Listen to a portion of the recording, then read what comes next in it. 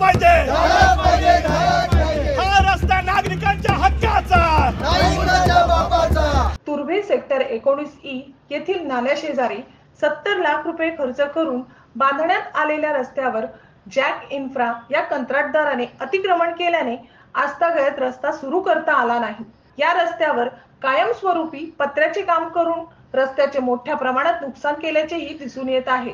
रस्ता खुला व्हावा म्हणून शिवसेना उद्धव बाळासाहेब ठाकरे पक्षाचे उपजिल्हा प्रमुख संकेत डोके यांनी वारंवार पत्रव्यवहार केला असता प्रशासनाने फक्त वेळ मारून नेण्याचे काम केले असल्याचे डोके यांनी सांगितले। अखेर प्रशासनाच्या या भोंगळ कारभाराचा निषेध करत डोके यांच्या नेतृत्वाखाली आंदोलन करण्यात आले। यावेळी शिवसेना उद्धव बाळासाहेब ठाकरे पक्षाचे कार्यकर्ते मोठ्या प्रमाणात उपस्थित होते। यावेळी तुर्भे विभाग अधिकारी भरत धांडे यांना निवेदन देत जर पुढील 14 दिवसात रस्ता खुला झाला नाही तर अजून तीव्र आंदोलन करण्यात येईल असा इशारा शिवसेना उद्धव बाळासाहेब ठाकरे पक्षाचे उपजिल्हा प्रमुख संकेत डोके यांनी दिला आहे। हा जो रस्ता आहे हा अतिशय व्यस्त रस्ता आहे। या ठिकाणी मोठ्या प्रमाणावर वाहतूक कोंडी होते। ही कोंडी सोडवण्यासाठी इथल्या नागरिकांची मागणी आहे की पर्यायी व्यवस्था निर्माण करण्यात यावा। त्या अनुषंगाने हा रोड बनवण्यात आलेला आहे आणि फक्त महापालिकेच्या अधिकाऱ्यांच्या कुचराईमुळे अद्यापपर्यंत रोड हा उघडण्यात आलेला नाही। यांना तांत्रिक अडचणी होत्या, ज्या काही तांत्रिक अडचणी होत्या त्या दूर करण्यासाठी मी स्वतः पाठपुरावा करून यांना सर्व संबंधित प्राधिकरणांची NOC मिळवून दिलेली आहे। अशी असताना सगळ्या गोष्टी झालेल्या आहेत। हेवी ड्युटी कॉन्क्रीट गटार बनवलेले आहे, रोड पूर्णपणे बनलेला आहे। फक्त अधिकारी मुद्दाम होऊन यासाठी शौचालयासाठी वेगळी जागा देखील निर्माण झाली आहे। फक्त कॉन्ट्रॅक्टरच्या फायद्यासाठी या ठिकाणी या अधिकारी हा रस्ता खोलत नाही आहे। या ठिकाणी जॅक इन्फ्रा नावाच्या कॉन्ट्रॅक्टराने अनधिकृतपणे कब्जा केलेला आहे। रोडवर बांधकाम साहित्य ठेवलेले आहे।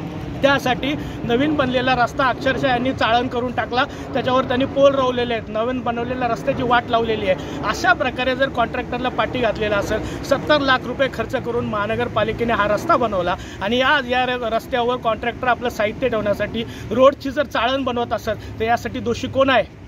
याची जबाबदारी कोण घेणार? महापालिकेची जबाबदारी नाही का? अधिकाऱ्यांची जबाबदारी नाही का? या कॉन्ट्रॅक्टरवर कारवाई करण्याची गरज नाही आहे का? याला काळ्या यादीत नाही टाकलं पाहिजे का? याला कुणी अधिकार दिला अशा प्रकारे हे काम करण्याचं, रस्ता गिळंकृत करण्याचा अधिकार कुणी दिला? आणि या ठिकाणी या कॉन्ट्रॅक्टरवर MLTP ॲक्ट अंतर्गत कारवाई करायची सोडून फक्त पत्रव्यवहार केला जातो आणि याला पाठीशी घातलं पाहिजे। आमची मागणी स्पष्ट आहे, ज्या या कॉन्ट्रॅक्टरने या रस्त्याची वाट लावली आहे त्यांनी हा रस्ता पुन्हा सुधारून द्यायचा, त्याच्यावर कारवाई करण्यात यावी आणि त्याला काळ्या यादीत टाकण्यात यावं। अशा प्रकारच्या कॉन्ट्रॅक्टरला महापालिकेत यापुढे काम देण्यात येऊ नये।